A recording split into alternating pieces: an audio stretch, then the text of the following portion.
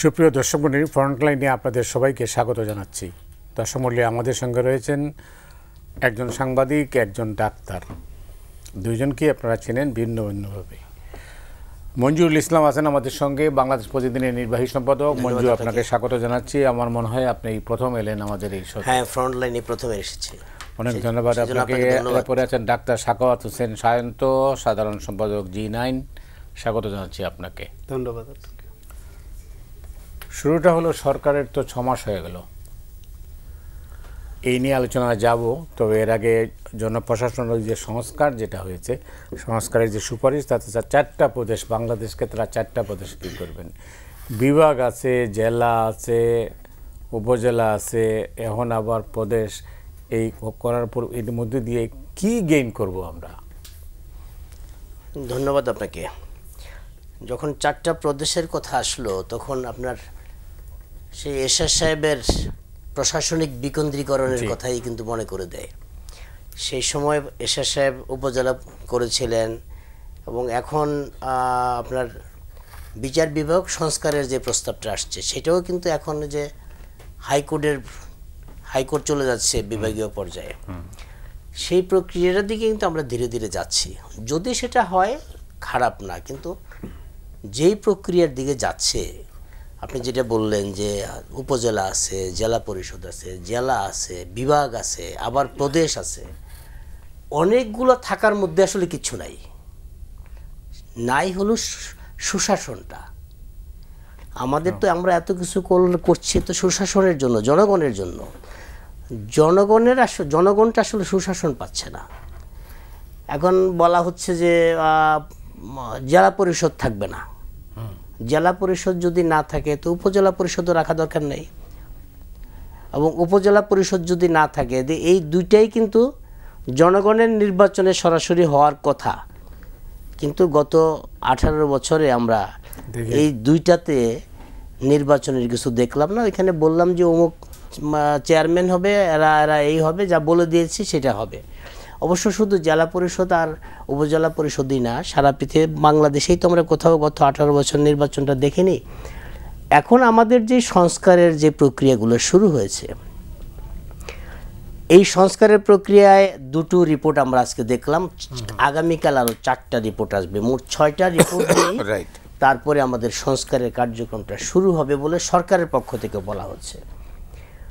এই জনপ্রশাসন রিপোর্ট নিয়ে কিন্তু আপনার নিশ্চয়ই মনে আছে, প্রশাসনের সরকারি কর্মকর্তাদের মধ্যে, বিশেষ করে সচিবালয়ে এই জনপ্রশাসনের যিনি সংস্কার কমিশনের চেয়ারম্যান, তার বক্তব্য কেন্দ্র করে কিন্তু সচিবালয়ে বড় ধরনের একটা আন্দোলন হয়ে গেল, এবং রীতিমতো মারামারি, এবং প্রশাসনের কর্মকর্তারা মারামারি করতে পারে সচিবালয়ের মধ্যে, এটা কিন্তু যে রেকর্ড হয়ে গেছিল।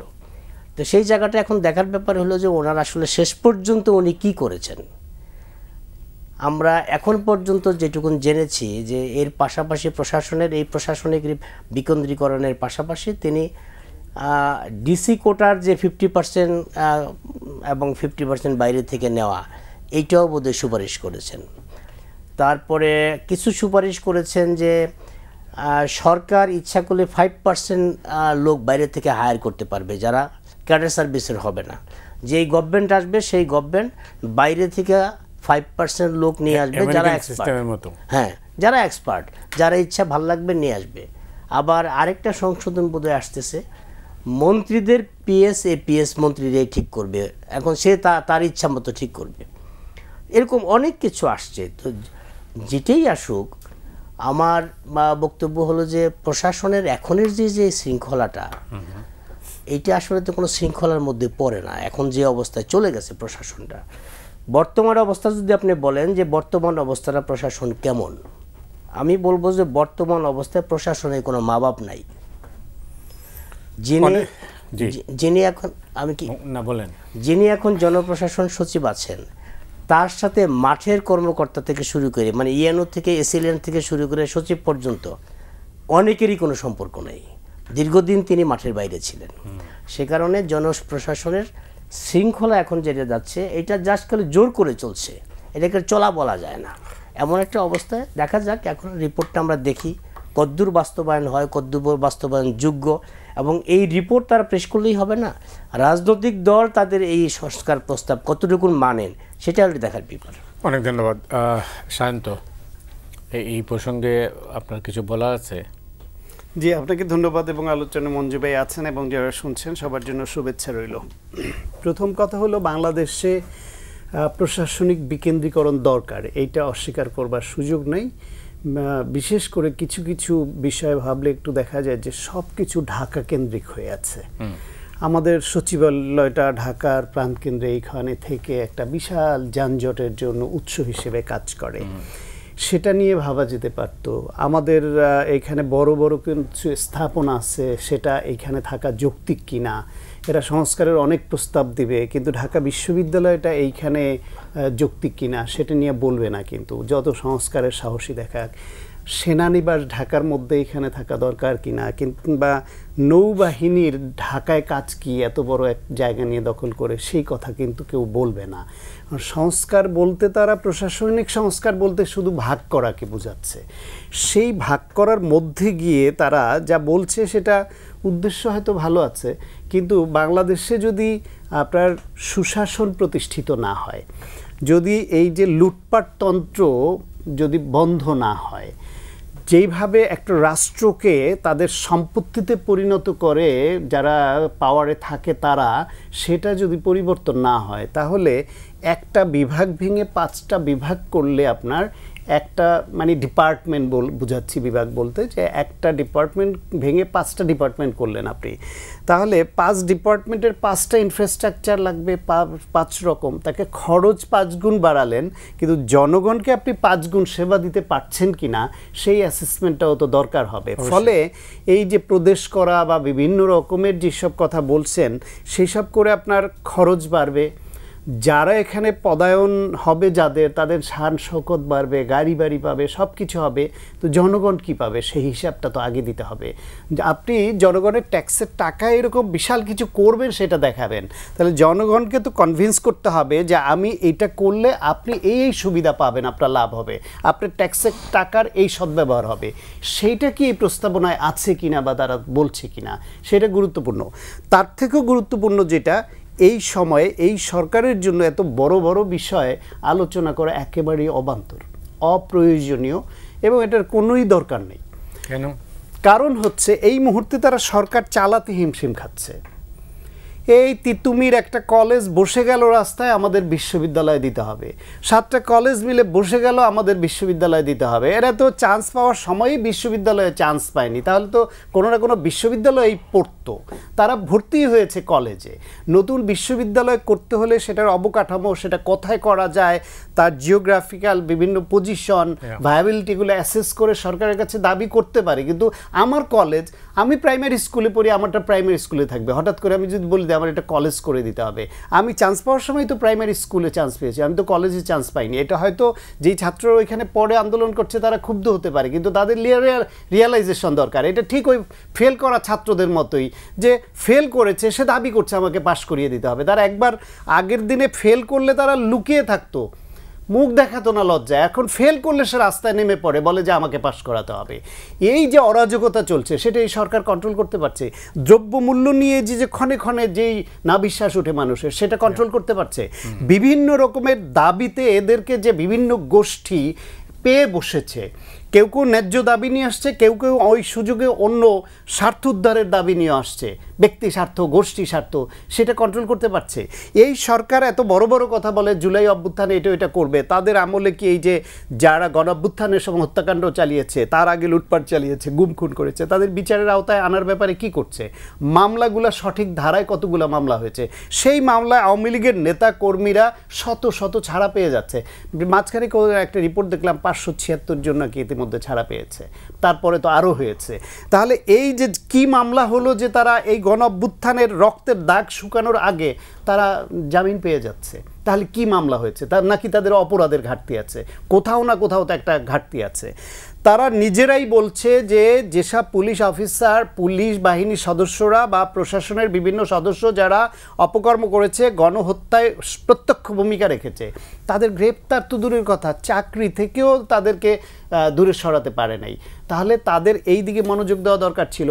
আমরা 16 বছর ধরে শেয়ার বাজার কেলেঙ্কারির কথা বলে আসছি, আমরা 16 বছর ধরে বিদেশে টাকা পাচার করেছে কারা সেই বিষয়ে তথ্য জানতে চাচ্ছি। আমরা 16 বছর ধরে এই যে ব্যাংকের যারা ঋণ খেলাপি, ব্যাংকের টাকা আমার আপনার জমানো টাকা লুট করে নিয়ে টাকা পাচার করেছে, সেই ঋণ খেলাপিদের তালিকাটা চাচ্ছি। বিদেশে সেকেন্ড হোম করা যারা তাদের তালিকা অন্তত যাচ্ছি। সুইস ব্যাংকে টাকা পাচার করেছে কারা তাদের তালিকা যাচ্ছি। বেগমপাড়া কারা করেছে কানাডায় তাদের তালিকা যাচ্ছে। আপনি কি এই গত ফ্যাসিবাদের আমলে 2024-এর 7 জানুয়ারি নির্বাচনের আগে আমেরিকার তরফ থেকে আমরা তবু কিছু কিছু তালিকা নানার সময় পেতাম, সেটা নিয়ে অন্তত আলোচনা করতে পারতাম, ঘৃণা করতে পারতাম, মানুষ বলতে পারতো ও চোর। এখন এরা 6 মাসে তো আমার হাতে সেরকম একটা তালিকাও দিতে পারলো না। এই লুটেরা গোষ্ঠী গত 6 মাসে এই করেছে, ও চোর, ওকে অন্তত ঘৃণা করেন আর বিচারের আওতায় আমরা আনবো, করতে পেরেছে। ফলে বেসিক যেই জায়গাগুলো দরকার ছিল সুশাসন ফিরিয়ে আনবার জন্য, একটা নির্বাচন মুখী করবার জন্য দেশকে, সেখানে মনোযোগ নেই, জটিল জটিল কথা বলছে। আমার কাছে তো আমি নিজে এগুলো বুঝি না, জটিল লাগে, সাধারণ মানুষ বুঝবে কি করে? অনেক ধন্যবাদ। জটিল ব্যাপারটা হচ্ছে এটা মেট্রোপলিটন সরকারের কথা বোধহয় বলা হয়েছে, যেটা দিল্লিতে যে ব্যবহার আছে আরও জটিল, রাইট। আর যেটা যেমনটা বলছিলাম শুরুতেই যে 6 মাস হয়ে গেল, এই 6 মাসের মধ্যে সাকসেস স্টোরি অনেক আছে, ফেলিওর তো আছেই, বা যেটা সায়ন্ত বললেন প্রাপ্তি অপ্রাপ্তি নিয়েই একটা কি আছে, সবসময় আমাদের মধ্যে থাকে, ফারাক থাকে। তো আপনার বিশ্লেষণে আপনি কিভাবে দেখছেন 6 মাস এই অন্তর্বর্তী সরকারের? 6 মাসের আমার বিবেচনায় একজন সংবাদকর্মী হিসেবে আমি দেখলাম যে 6 মাসের মধ্যে সবচেয়ে বড় অর্জন যেটা, সেটা হলো হাসিনা সরকারের বিদায়। এটা হলো সবচেয়ে বড় অর্জন। সেটা তো এই সরকার করে নাই। 6 মাস সময়ের মধ্যে ধারাবাহিকতায় হাসিনা সরকারের বিদায়। তারপরের যে অর্জন সেটা হলো বহু মানুষ রাস্তায় নেমেছে। আনসার থেকে শুরু করে এমন কোনো পেশার মানুষ নাই, এমন কোনো গোষ্ঠী নাই, বহু মানুষ রাস্তায় নেমেছে। রাস্তায় নামার যে সুযোগটা পেয়েছে, কেউ কেউ সেটাকে কাজে লাগিয়েছে, রাস্তায় বসে গেছে। এখন এই রাস্তায় নামার বেনিফিটটা কি? রাস্তায় নামার বেনিফিটটা হলো সবাই ক্ষমতাবান। এটা আমরা দেখলাম, রাস্তায় নামলেই দাবি আদায় হয়ে যাচ্ছে, সবাই ক্ষমতাবান। এবং সারা দেশের মানুষের এত অভাব যে এই সরকারের কাছে আসলেই সব মিটার হয়ে যাচ্ছে। আমরা প্রথম দিকে কি দেখলাম? আমরা প্রথম দিকে দেখলাম যে 5 তারিখে সরকারের পতন হলো এবং 2 দিন গ্যাপে আমরা সরকারের এই প্রফেসর ইউনূসের সরকারের যাত্রা শুরু হলো। এরপরে সমসাময়িক সময়ের মধ্যে, ওই টাইমের মধ্যে যদি আমরা আগস্টকে দেখি, আগস্টের সময়ের মধ্যে যদি প্রফেসর ইউনূস সাহেব কোনো বাঘ এবং কোনো মহিষকে বলতেন যে 1 ঘাটে তোমাদের পানি খাইতে হবে, সেটা কিন্তু খাইতো। কিন্তু এই 6 মাসের মধ্যে কি হলো? 6 মাসের মধ্যে আমরা 3 তারিখে দেখলাম বিপ্লবীরা যারা আহত হয়ে হাসপাতালে ছিল তারা গভীর রাতে রাস্তায় নামলো এবং প্রধান উপদেষ্টার বাসভবনের সামনে এসে ঘেরাও করলো। সেইখানে ছাত্রদের একজন সমন্বয়ক এবং আহ্বায়ক হাসনাত, তিনি এসে তাদের নিবৃত্ত করার চেষ্টা করলেন। নিবৃত্ত করার শুরুতে অনেক চেষ্টা করেছেন, তিনি কথা বলতে পারতেছেন না, তাকে গালাগালি করতেছে, তাকে বিশ্বাস করতে পারতেছে না, কেউ কেউ আবার তাকে নানাভাবে টোন করতেছেন। কিন্তু তিনি যে কথাটা বলছেন যে সরকার এই আহতদের সুচিকিৎসা দিতে ব্যর্থ হয়েছে, 6 মাসের মধ্যে বিপ্লবীদের একজন সরকার ব্যর্থ হয়েছে, এই কথা কিন্তু বলে ফেলেছে। এটা তো অবশ্যই অর্জন যে বিপ্লবীরা সরকারকে, তাদের সরকারকে ব্যর্থ বলছে, এটা অবশ্যই অর্জন। আর প্রথম দিকে আগস্ট থেকে শুরু করে আগস্ট, সেপ্টেম্বর, অক্টোবর পর্যন্ত আমি দেখলাম বহু মানুষ বিপ্লবীদের কাছে মেয়ে বিয়ে দিতে পারলে ধন্য হয়ে যায়, এরকম একটা অবস্থা হয়ে গেছিল। বহু মানুষ বিপ্লবীদের সাথে ছবি তুলে সেই ছবি ফেসবুকের প্রোফাইল পিকচার করেছে। অনেককে শুনেছি তার ছোট ছোট সন্তানকে বলেছে ওই যে ওইরকম বড় হয়ে ওইরকম বিপ্লবী হবা। আর তারা কিন্তু এখন সেই কথা আর বলছে না। বিপ্লবীদের যে বিপ্লবের যেই আকর্ষণটা ছিল সাধারণ মানুষের মধ্যে, সেই আকর্ষণটা কিন্তু আস্তে আস্তে কমে যাচ্ছে। কিন্তু কেন? তার কারণ হলো যে প্রত্যাশাটা ছিল সরকারের কাছে এবং বিপ্লবীদের কাছে, প্রত্যাশার জায়গাটা পূর্ণ হয় নাই, এবং প্রত্যাশার জায়গাটা ছিল আকাশচুম্বী। প্রফেসর ইউনূস বিশ্ববরেণ্য একজন মানুষ, তিনি যখন দায়িত্ব নিলেন সারা দেশের মানুষ মনে করেছিলেন তিনি তার যে 3-0 থিওরি এইটা দিয়ে সারা পৃথিবীতে একটা আলোড়ন তৈরি করে ফেলেছেন, তিনি বাংলাদেশকে অনেক কিছু দিতে পারবেন। কিন্তু দেখা গেল তার যে উচ্চতা, তার মেধা, লেখাপড়া, দক্ষতা, সারা পৃথিবীতে তার যেই খ্যাতি, এর যে একটা উচ্চতা, তিনি যাদেরকে সাথে নিলেন, তিনি যতটা উচ্চতার, যাদেরকে সাথে নিলেন তারা ততটা খর্বাকার। হ্যাঁ, হতে পারে ওই মানুষগুলা তাদের নির্দিষ্ট গণ্ডির মধ্যে তারা অনেক হয়তো সফল মানুষ, কিন্তু সরকার চালানো আর নির্দিষ্ট গণ্ডির পরিবেশ নিয়ে কথা বলা, নির্দিষ্ট গণ্ডির ঢাকা ইউনিভার্সিটির আইনের ক্লাস নেওয়া এক কথা তো না। সরকার চালানো, একটা ট্রাক চালানো আর রিক্সা চালানোর মধ্যে ডিফারেন্স আছে। এবং আমরা দেখলাম যে এই যে 6 মাসের মধ্যে এই যে তাদের নিজেদের যোগ্যতায়, দক্ষতায়, কখনো কখনো আমরা সততা নিয়েও ইদানিং কোশ্চেন শুনতে পাই, কানের কাজ দিয়ে আমাদের ফিসফিস করে তাদের সততা নিয়েও কেউ কেউ কোশ্চেন করতে শুরু করেছে। তো সেই জায়গাটায় তাদের অবস্থানটা কিন্তু আস্তে আস্তে যে সততার জায়গাটা, দক্ষতার জায়গাটা এবং প্রত্যাশার জায়গাটা, সেটা তারা পূরণ করতে পারে নাই। এবং একইভাবে আমি যেটা বলছিলাম যে আমাদের যেই বরেণ্য এবং আদরের যে ছাত্ররা, মানুষের যে ভালোবাসা, যে আদরটা তাদের প্রতি ছিল, সেই আদরটাও কিন্তু আস্তে আস্তে কেমন জানি একটু শিথিল হয়ে যাচ্ছে, একটু কেমন জানি হয়ে যাচ্ছে। তো সেটা যদি হয় তো এটা আমাদের জন্য একটু দুঃখজনক। যে আমার তখন মনে হয়েছে যে প্রায়ই মনে হয় যে একটা কথা, তাদের এই অর্জন এবং এখনকার অবস্থায় যে সম্মান এবং সমৃদ্ধি দুইটা অর্জন করা যতটা কষ্ট, তার চেয়ে অনেক বেশি কষ্ট হলো সেটা ধরে রাখা। এই কাজটা তারা করতে পারছে বলে আমার মনে হয় না। অনেক ধন্যবাদ।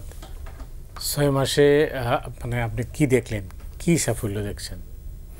না, সাফল্য তো ডেফিনেটলি অনেক আছে বলতে হাসিনা ফ্যাসিবাদী সরকারের প্রধান এবং খুনি, গণহত্যাকারী হিসেবে বাংলাদেশ থেকে বিতাড়িত হয়ে পালিয়ে যাওয়ার পর, তার দলের নেতা, বেশিরভাগ নেতা পালিয়ে থাকবার পরে, বাংলাদেশে পুলিশ প্রশাসন সহ গোটা বাহিনী পালিয়ে যাওয়ার পরে, এমনকি মসজিদের ইমাম পর্যন্ত পালিয়ে যাওয়ার পরে, এইরকম একটা অবস্থায় দায়িত্ব নিয়ে রাষ্ট্রকে আবার শৃঙ্খলার মধ্যে ফিরিয়ে আনা খুব সহজ নয়, সাংঘাতিক কঠিন।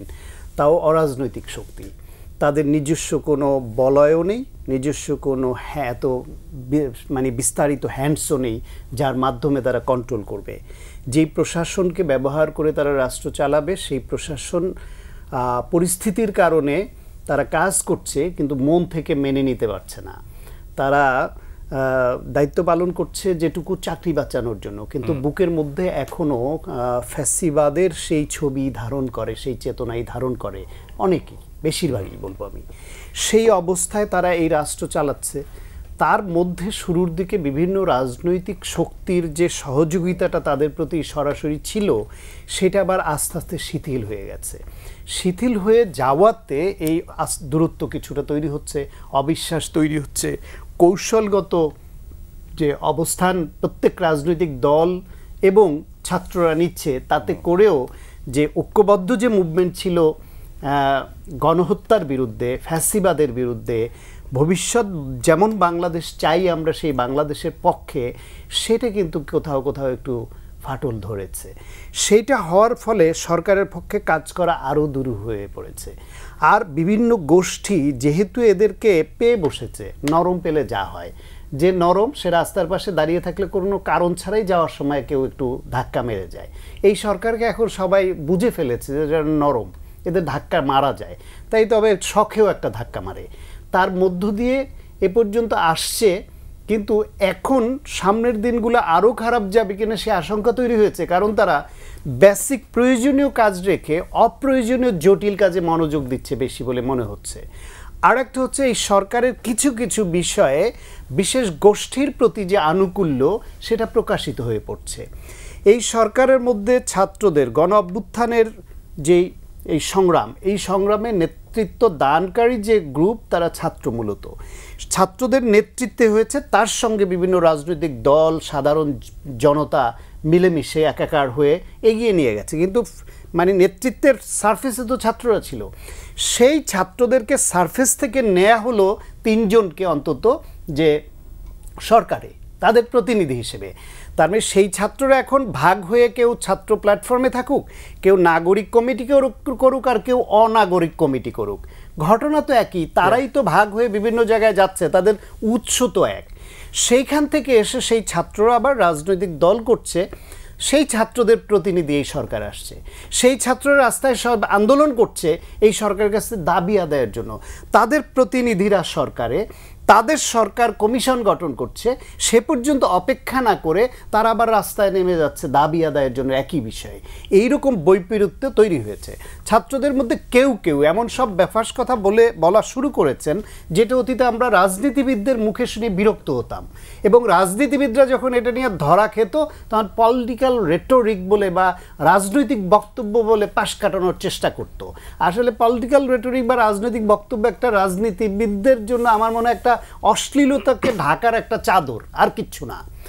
সেই রকম পরিস্থিতি ছাত্রদের কারো কারো কথায়ও চলে আসছে। এখন সেখানে নতুন করে আবার একটা বিষয় তৈরি হয়েছে। আপনার এই যে আজকেই একটা সংবাদ মাধ্যমে উপদেষ্টা নাহিদ ইসলামের একটা ইন্টারভিউ ছিল, প্রশ্ন করেছিল, শোনা যাচ্ছে ছাত্র উপদেষ্টাদের 3 জনের 1 জন হয়তো প্রথমে নতুন দলে আসবেন, 2 জন আপাতত সরকারে থেকে যাবেন। নাহিদ ইসলাম উত্তর দিয়েছেন, হতে পারে।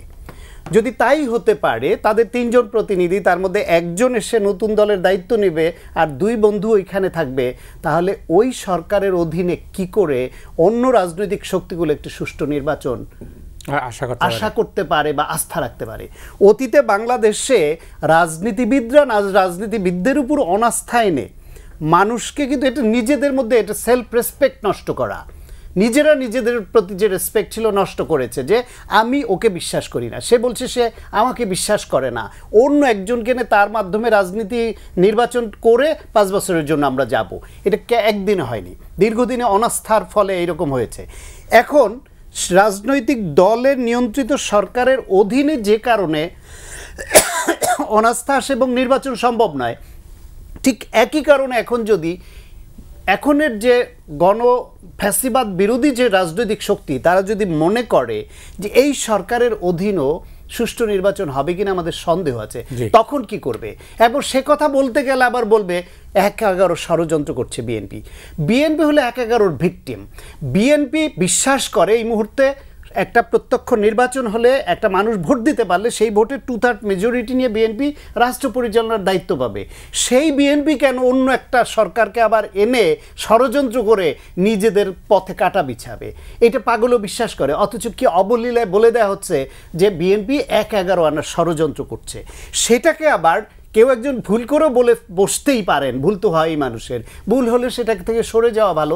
সেটাকে আবার ছাত্ররা বা তাদের অনুগতরা আবার এই একরাজ গাওয়া শুরু করে। আগে আওয়ামী লীগ আমলে যেরকম একজন একটা অন্যায় বললে, শেখ হাসিনা বা অন্য কেউ অন্যায় বললে সে একই কোরাস ফিল লেভেলে সবাই গাওয়া শুরু করতো, এদেরও তাই দেখছি। ফলে যে পরিবর্তনের রাজনীতি চাই আমরা, ছাত্রদের যে উন্নততর অবস্থা, ভবিষ্যৎমুখী অবস্থা আমরা অভ্যুত্থানের সময় দেখেছি বা পরবর্তীতে অনেকের কাছ থেকে দেখেছি, সেইখানে সাংঘাতিক হোঁচট খাচ্ছে। অথচ আমি চাই এরা রাজনীতিতে এগিয়ে আসুক, এরা দেশ গঠনে ভূমিকা রাখুক এবং প্রচলিত যে রাজনীতিবিদদের যে কারণে আমরা অপছন্দ করি সেইখান থেকে নিজেদের মুক্ত রাখুক, সেটা পারছে না। অনেক ধন্যবাদ। মোটা দাগে তো অনেক কথাই বলেছেন। অনেকেই বলেন যে এই মুহূর্তে যে সংকট, রাজনৈতিক সংকটের চাইতে বেশি সংকট হচ্ছে অর্থনৈতিক সংকট। অর্থনৈতিক সংকট যেভাবে চারদিক থেকে বাংলাদেশকে গ্রাস করছে, তাতে অনেকে বলেন যে আমরা যতই পরিকল্পনা গ্রহণ করি না কেন আগামী দিনগুলো খুব একটা ভালো যাবে না। আপনার কি মনে হয়? সত্যি কথা, আগামী দিনগুলো ভালো যাবে না। কারণ এই সরকার, আপনি দেখেন যে এই সরকারের মধ্যে 4 জন আছেন যারা বিখ্যাত অর্থনীতিবিদ। প্রফেসর ইউনূস সাহেব প্রধান উপদেষ্টা সহ বিখ্যাত অর্থনীতিবিদ, এবং এই অর্থনীতিবিদরা যখন ক্ষমতায় ছিলেন না, ক্ষমতার চেয়ারে ছিলেন না, আমরা অনেক সময় গণমাধ্যম বিভিন্ন ইস্যুতে তাদের বক্তব্য দিয়েছি, কিন্তু যে এই ইস্যুতে কি হবে কি। আমার এখনও মনে পড়ে যে এই যে বাংলাদেশ ব্যাংকের গভর্নর, এই যে সালাউদ্দিন সাহেব, এই যে আমাদের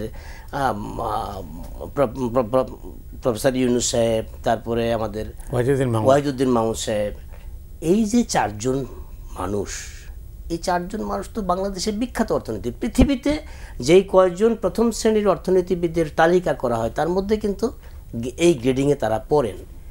তারা সরকারে আসার আগে যেই কথাগুলো বলতেন গণমাধ্যমকে, সেই কাজগুলো করলেই তো অর্থনীতি আগায় যায়।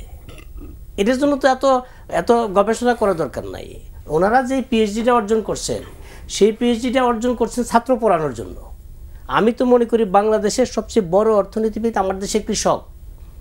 সে জানে কিভাবে তার জমিতে ফসল ফলাইতে হবে, কত টাকা খরচ করতে হবে, কত টাকার ফসল হবে, এই ফসলটা বিক্রি করে সে ঢাকা শহরের ছেলেকে পড়াশোনার জন্য কত টাকা দিবে, মেয়েকে কত টাকা দিবে, কীভাবে সংসার চালাবে। অর্থনীতিবিদ এত মানে কৃষকের চেয়ে বড় অর্থনীতিবিদ বাংলাদেশে নাই। এই সরকার ক্ষমতায় আসার পরে এতগুলো অর্থনীতিবিদ নিয়ে অর্থনীতির যে একটা রোডম্যাপ তৈরি করে, সেটি কি করেছেন দেখেন। প্রথম এসেই 10টা ব্যাংক শেষ হয়ে গেছে, আওয়াজ দিয়ে দিলেন। 10টা ব্যাংক শেষ হয়ে গেছে আওয়াজ দেওয়ার পরে, সরকারের পক্ষ থেকে আওয়াজ দেওয়ার পরে মানুষ যখন লাইন ধরে ওই ব্যাংক থেকে পুঁজি নিয়ে গেল, টাকা নিয়ে গেল, ওই ব্যাংকগুলোতে এমনিতেই শেষ হয়ে গেল। আমি ওনাদের জায়গায় হলে কি করতাম, আমি নিজে গিয়ে একটা ওই সিক ব্যাংকে আমি অ্যাকাউন্ট করতাম, বুঝাতাম যে এই ব্যাংক নষ্ট হয়নি, সিক হয় নাই, আপনারা স্বাভাবিক থাকেন। দেখেন যে সমস্ত ব্যবসায়ীদেরকে নোট শেপে তো ওদেরকে জীবিত রাখার চেষ্টা হয়েছে। নোট শেপে জীবিত রাখা এটা কোনো কৃতিত্ব না। আমি আমার সংসার চালাবো, যদি সেটা উপার্জন করে সংসার চালাই তবে এটা আমার কৃতিত্ব। আমি আরেকজনের কাছ থেকে ধার করে আমি আমার সংসার চালাচ্ছি, এটা আমার কৃতিত্ব না। আমি তো ঋণ করছি, আমি ঋণ করে ঘি খাচ্ছি, আমার এটা কৃতিত্ব না। এটা আমি ঋণগ্রস্ত। আমি সংসারটা চালানোর মতো দক্ষ না বলে আমি ঋণ করছি, আমি হাত পাচ্ছি, আমার অভ্যাসটা হাত পাতার মতো হয়ে গেছে। আরেকটা বিষয় হলো, ধরেন এই যে বিভিন্ন গ্রুপকে, ব্যবসায়ী গ্রুপকে, তাদের বিরুদ্ধে তাদের বিরুদ্ধে কিন্তু অন্যায় থাকে, তারা যদি ব্যাংকের টাকা মেরে দেয়, তারা যদি বিদেশে টাকা পাচার করে, তাদের বিচার করেন। কিন্তু যখন আওয়াজ দিয়ে দিবেন তাদেরকে ধরতেছি, তাদের ব্যাংক অ্যাকাউন্ট ফ্রিজ করতেছি, এই করতেছি সেই করতেছি, তখন অন্য সকল ব্যবসায়ী কিন্তু হাত পা গুটিয়ে বসে থাকে। যারে বড় বড় ব্যবসায়ীদের এই অবস্থা, আমাদের জানি কী অবস্থা হয়। বাংলাদেশে এই মুহূর্তে কোনো ব্যবসায়ী ব্যবসা করছে না, একদম টোটাল সবাই হাত পা গুটিয়ে বসে আছে। আমরা যে শুনি সিন্ডিকেট তো করারই সুযোগ নেই এখন ব্যবসায়ীদের। এই যে আজকের খবর হলো সয়াবিন তেল এখন পাওয়া যাচ্ছে না, সয়াবিন তেলের খুব সংকট পড়ছে। সয়াবিন তেলের সংকট আগামী 1 মাসও নাই রোজার, এই সময়ের মধ্যে আপনার সয়াবিন তেলের সংকট পড়বে কেন? এই সংকট যদি আরও বাড়তে থাকে, রোজার মধ্যে নিত্যপণ্যের অবস্থাটা কি দাঁড়াবে? তো সেই জায়গাটায় আপনার রাজনৈতিক রোডম্যাপ, নির্বাচনের রোডম্যাপের পাশাপাশি অর্থনৈতিক একটা রোডম্যাপ থাকা দরকার ছিল। আপনি সারা পৃথিবীর দিকে তাকান, এখন পৃথিবী কিন্তু ওলটপালট হয়ে যাচ্ছে। ট্রাম্প অনেকগুলো সিদ্ধান্ত নিয়েছেন, কিন্তু সেই সিদ্ধান্তের কিছু প্রভাব আমরা বলি পড়ছে, আর কিছু প্রভাব বলছি আমরা পড়ছে না। ইউএসএইডের অনুদান বন্ধ হয়ে গেছে, কিছু কিছু ক্ষেত্রে বন্ধ হচ্ছে, কিছু ক্ষেত্রে বন্ধ হচ্ছে না। আমাদের এই সরকার এখন অবস্থা যেটা হচ্ছে, 1 বছর পরে আমরা আমাদের যে গ্র্যাজুয়েশন হয়েছে, সেই গ্র্যাজুয়েশন আমরা যখন এনজয় করব, তখন আমাদের অনেক ট্যাক্স এবং অনেক কিছু কিন্তু আমাদের দিতে হবে। আমরা কিন্তু সেই জায়গাটা পারবো না। আমাদের অর্থনীতির এখন এই যে বিগত সরকার যে ঋণগুলা করে গেছে, সেই ঋণের কিস্তি কিন্তু এখন আমাদের দিতে হচ্ছে এবং আরও বাড়ছে। এবং আমরা ঋণের কিস্তি দিব, নাকি দেশ চালাবো, নাকি অর্থনীতি চালাবো, নাকি ইন্ডাস্ট্রিগুলো চালু রাখবো? প্রায় 100-র উপরে গার্মেন্টস বন্ধ হয়ে গেছে, 120টার মতো পেপার মিল বন্ধ হয়ে গেছে, 80টার মতো টেক্সটাইল বন্ধ হয়ে গেছে। এই যে ফ্যাক্টরিগুলো বন্ধ হয়ে গেল, এটি নিয়ে কারো কোনো মাথা ব্যথা নাই। লক্ষ লক্ষ মানুষ বেকার হয়ে গেল, কোনো মাথা ব্যথা নাই।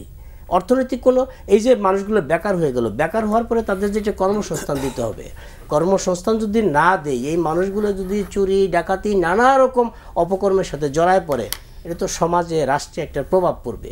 তো এখন অর্থনৈতিক কোনো রোডম্যাপ কিন্তু নাই।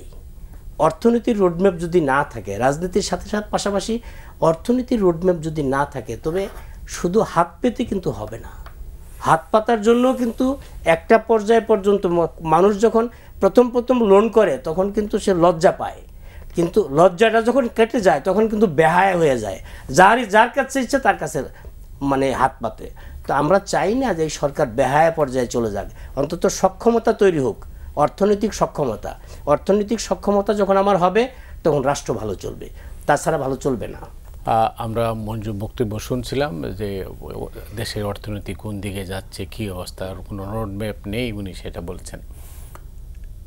আপনার কাছে প্রশ্ন, আমাদের বাড়ির কাছে আরেকটা দেশ শ্রীলঙ্কা বড় ধরনের সংকটে চলে গিয়েছিল, এমনকি আমাদের কাছ থেকেও তারা লোন নিয়েছিল, তারা লোনটা শোধ করেছে এবং দেশটা ঘুরে দাঁড়িয়েছে।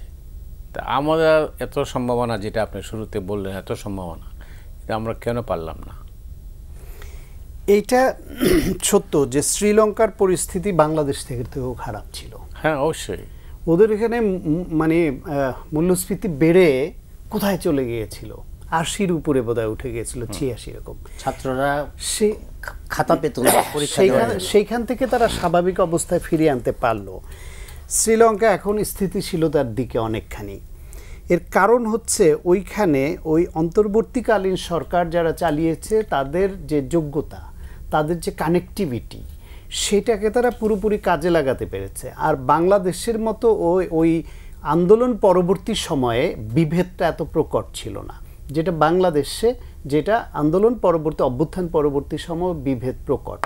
বিভেদটা কার মধ্যে দেখেন, পরাজিত শক্তি আওয়ামী লীগ ভার্সেস অন্য সকল ফ্যাসিবাদ বিপক্ষ শক্তি।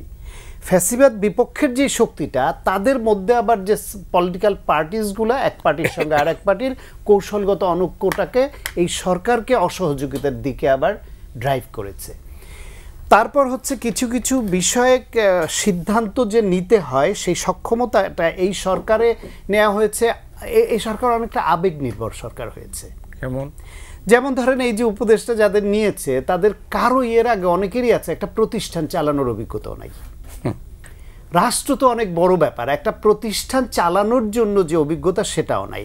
এখন সততা আছে, যোগ্যতা আছে, মেধা আছে, ফাইল ওয়ার্কে অনেক ভালো, অনেক পণ্ডিত, পিএইচডিতে বা পরীক্ষার রেজাল্টে খুব ভালো রেজাল্ট করেছেন।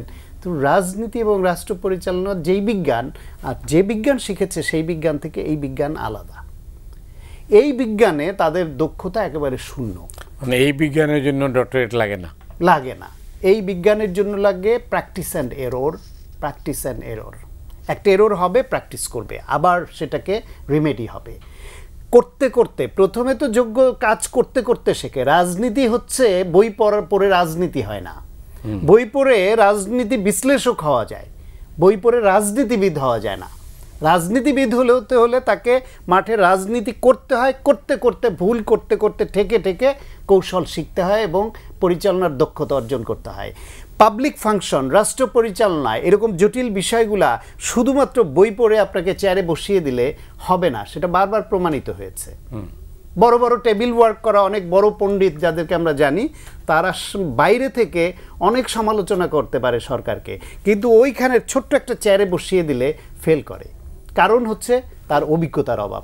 এই সরকারের মধ্যে অভিজ্ঞতার দিকে একেবারেই নজর দেওয়া হয়নি, তারা শুধু পাণ্ডিত্যের দিকে নজর দিয়েছে আর আবেগের দিকে নজর দিয়েছে। তার খেসারত দিচ্ছে এখন অনেকটা।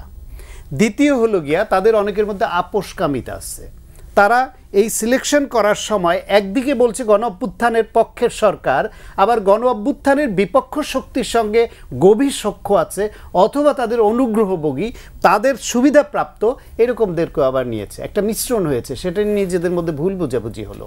এই সব কিছু নিয়ে যেটা অর্থনৈতিক ব্যবস্থাপনার জন্য বাংলাদেশের যে আর্থিক কাঠামো যে দুর্বল হয়ে গেছে, সেটাকে ধরে রাখা দরকার। সেই ক্ষেত্রে বড় প্রভাব ফেলেছে হলো গিয়া মানুষের কর্মহীনতা, মানুষের কাজ নাই।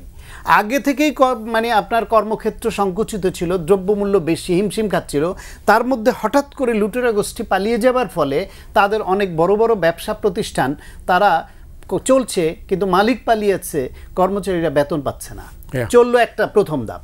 দ্বিতীয় ধাপে এসে তারা ওই মালিক, সে তো লুটপাট করে টাকা পাচার বিদেশে অনেক করে ফেলেছে, সে অনেক টাকার মালিক হয়ে গেছে, তার এই কোম্পানি 1 বছর 2 বছর বন্ধ থাকলেও তার 100 বছর খেয়ে চড়ে পড়ে চলতে পারবে তার পরের জেনারেশন। সুতরাং এটা নিয়ে তার হেডেক নেই।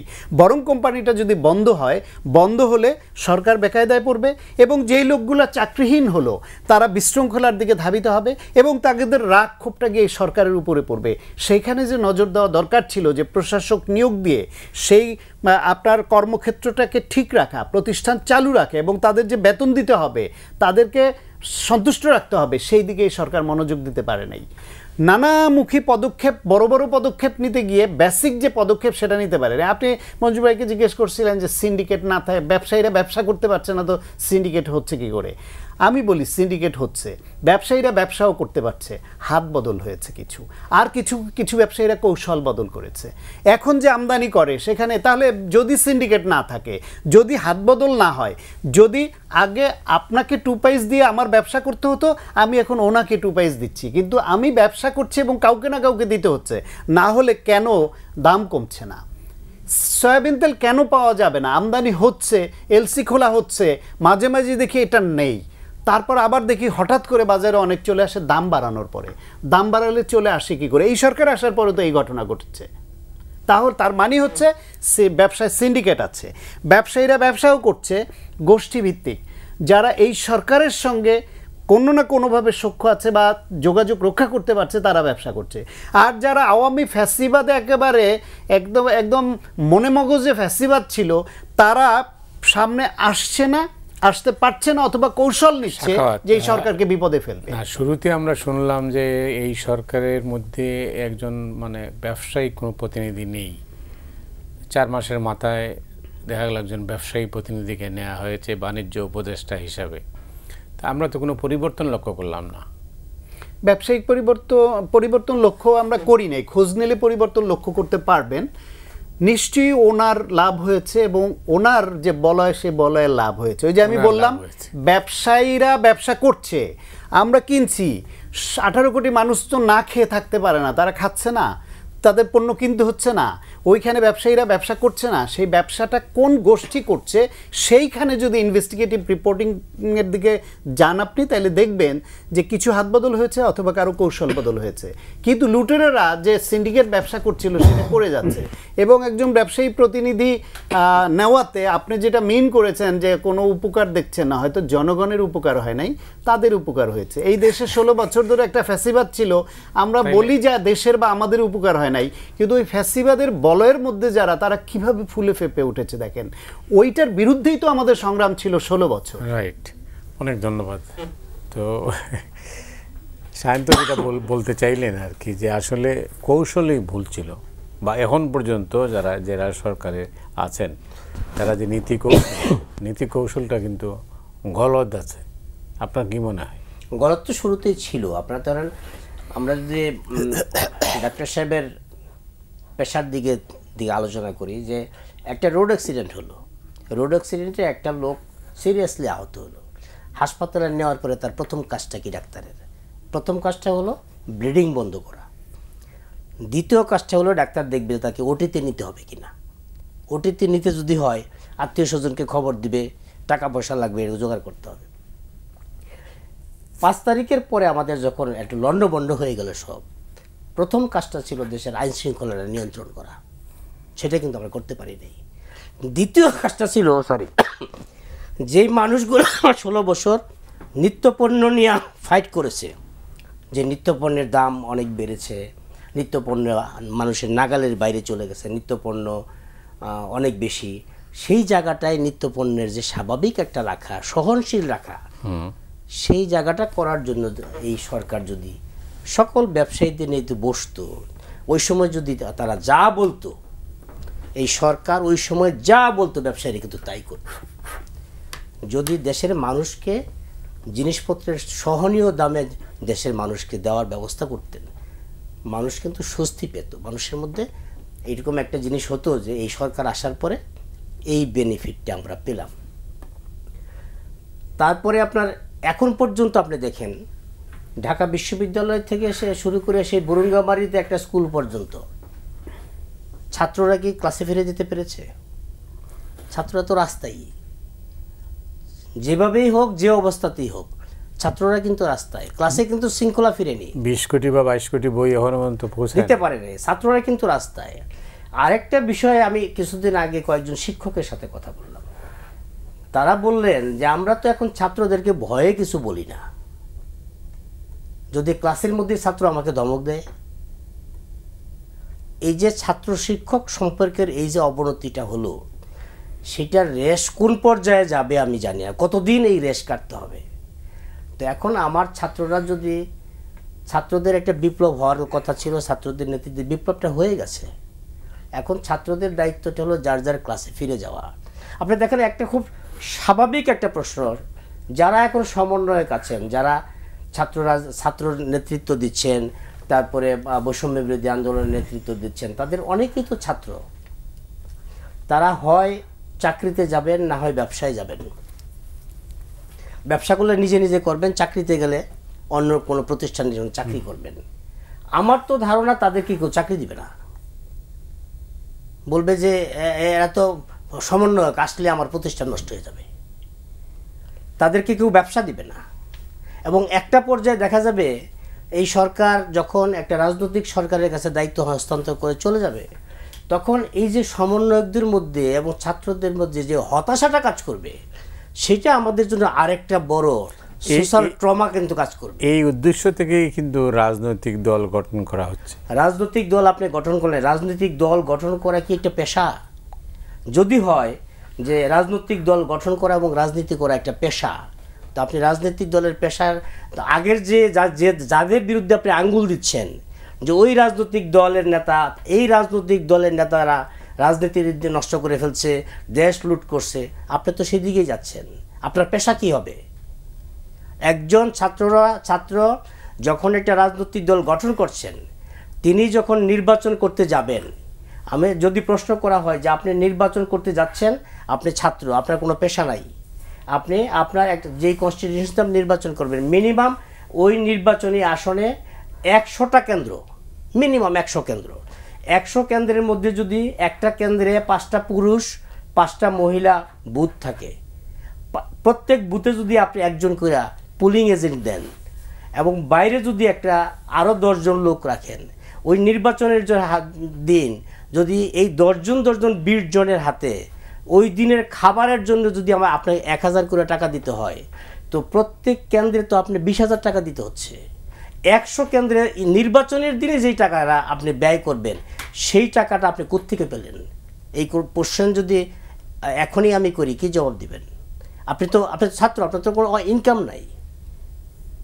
এবং এই যে ছাত্রদেরকে যে আপনি ধরেন আমাদের 71-এর মুক্তিযুদ্ধ ছাত্র ছাড়া হয় নাই, আমাদের 90-এর গণ অভ্যুত্থান ছাত্র ছাড়া হয় নাই, 69-এর গণ অভ্যুত্থান ছাত্র ছাড়া হয় নাই, এইবারের বিপ্লবও কিন্তু ছাত্র ছাড়া হয় নাই।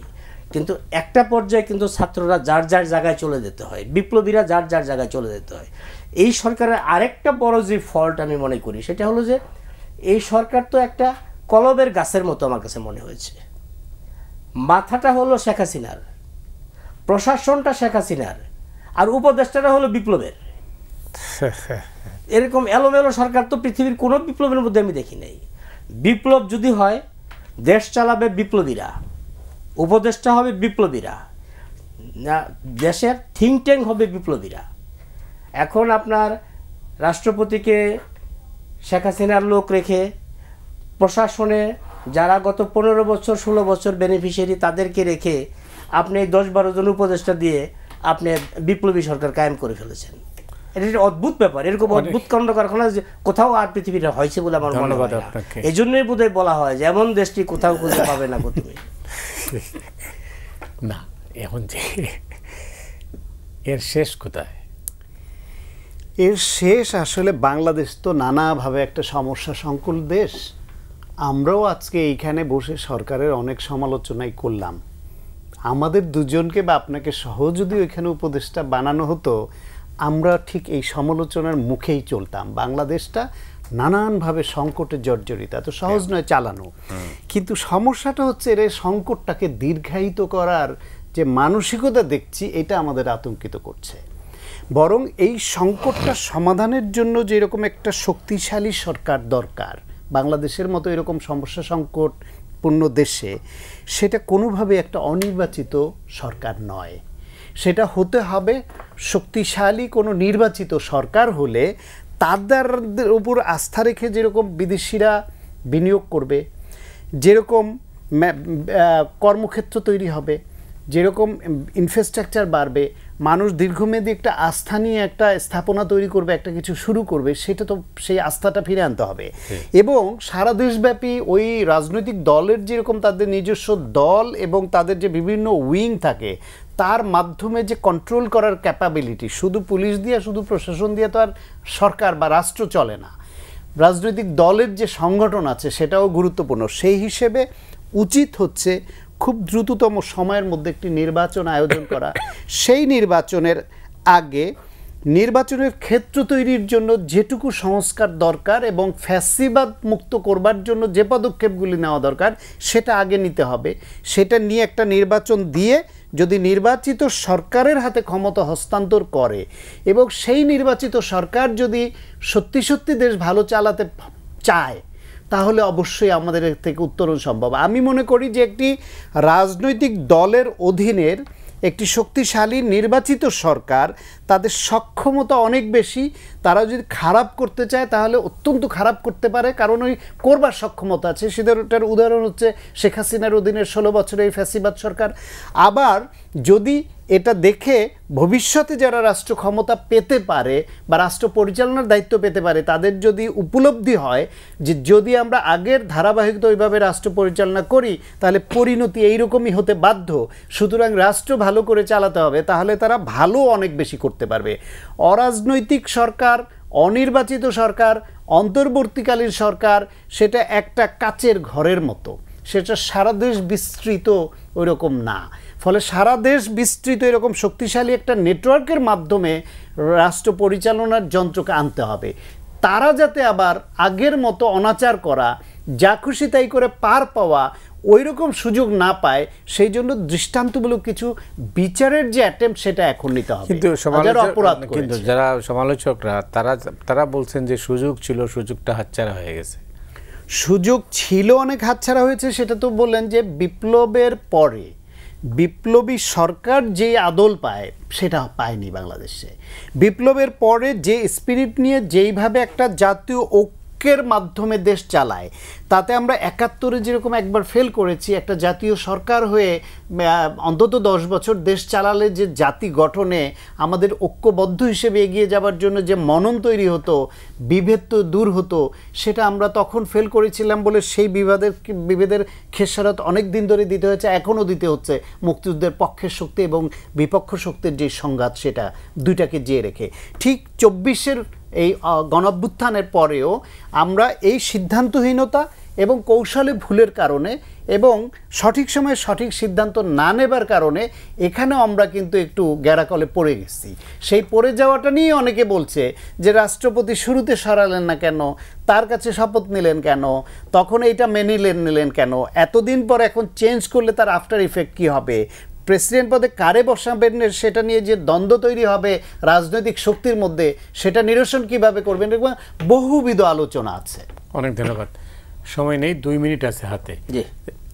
যে কোনো দেশে অভ্যুত্থান অথবা বিপ্লব কেন ব্যর্থ হয়? বিপ্লব এবং অভ্যুত্থান ব্যর্থ হয় কারণ বিপ্লবীদের যেই স্বপ্ন নিয়ে বিপ্লবটা শুরু করে, পরবর্তী সময়ে এই বিপ্লবটা এগিয়ে নেওয়ার জন্য, স্বপ্নটা বাস্তবায়ন করার জন্য যাদেরকে দায়িত্ব দেওয়া হয় তাদের সাথে বিপ্লবের স্পিরিটটা মিলে না। আপনার যদি বোতলের সাথে সিপিটা সমান মাপের না হয়, ওই বোতলে তো ওই সিপি লাগবে না, সে কারণেই ব্যর্থ হয়। এই ব্যর্থতা আমাদের এখন যে অবস্থাটা সেটা হলো যে এখন 6 মাস আমরা যদি বলি যে আমাদের হানিমুন পিরিয়ড প্রায় কিন্তু হানিমুন তো শেষ হয়ে গেছে, অনেক আগে শেষ। হানিমুন পিরিয়ডটা শেষ হয়ে গেছে, হাতের মেহেদির রঙও কিন্তু ফিকে হয়ে গেছে, অনেক নাইও। তো সেই জায়গাটায় মানুষ কিন্তু বলবে না যে আচ্ছা ঠিক আছে আরেকটু সময় দেই, মানুষ কিন্তু বলবে 6 মাসে কি পারলেন। কারণ বাংলাদেশের মানুষ সকালে যাকে মাথায় নেয় বিকালে তাকে কিন্তু ফেলে দেয়, এটা কিন্তু বাংলাদেশের মানুষের ক্যারেক্টার, এটা এমন কিছু না যেটা এটাই ক্যারেক্টার, যে বাংলাদেশের মানুষের নগদে বিশ্বাসী। নগদ কি পেলাম? নগদে বিশ্বাসী মানুষের যখন আমাদের চরিত্রের মধ্যে যখন আসে, তখন 6 মাসে আমরা নগদ কি পেলাম? 6 মাসে আমাদের আইন শৃঙ্খলা কতটা উন্নতি হয়েছে, 6 মাসে আমাদের জিনিসপত্রের দাম কতটা কমেছে, 6 মাসে আমাদের ব্যাংকিং আর্থিক খাতের শৃঙ্খলা কতটা ফিরে আসছে, 6 মাসে আমাদের বিদেশে যে সমস্ত টাকা লুট হয়েছে বলে আমরা বলছি সেই টাকা কতটা ফেরত আসছে, আমাদের শিক্ষা প্রতিষ্ঠানের যতটা শৃঙ্খলা আসার কথা ততটা আসছে কিনা। আপনি দেখেন একটা অদ্ভুত আমি দেখলাম কাণ্ড, যে আমরা অনেকগুলা সংস্কার কমিশন করলাম। আমরা কোথায় কোথায় বলি শিক্ষা হলো জাতির মেরুদণ্ড, ওই মেরুদণ্ডটা ঠিক রাখার জন্য একটা শিক্ষা কমিশন আমরা করলাম না।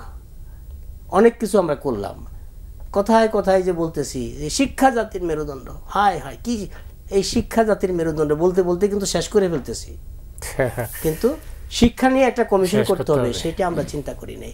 তা আমি যেটা বলবো যে বোতলের সাথে সিপির যেরকম একটা সম্পর্ক, বিপ্লবের সাথে, বিপ্লবের স্পিরিটের সাথে, বিপ্লব বাস্তবায়নের জন্য যাদেরকে দায়িত্ব দিচ্ছি, এটা এক হতে হবে, না হলে বিপ্লব ব্যর্থ হবে। অনেক ধন্যবাদ আপনাকে, দুজনকেই ধন্যবাদ। সায়ন্ত আপনাকেও ধন্যবাদ। শেষ করতে হচ্ছে এখানে আজকে। দর্শক মণ্ডলী, আজ এখানেই শেষ করছি, আগামী সপ্তাহে আবার দেখা হবে।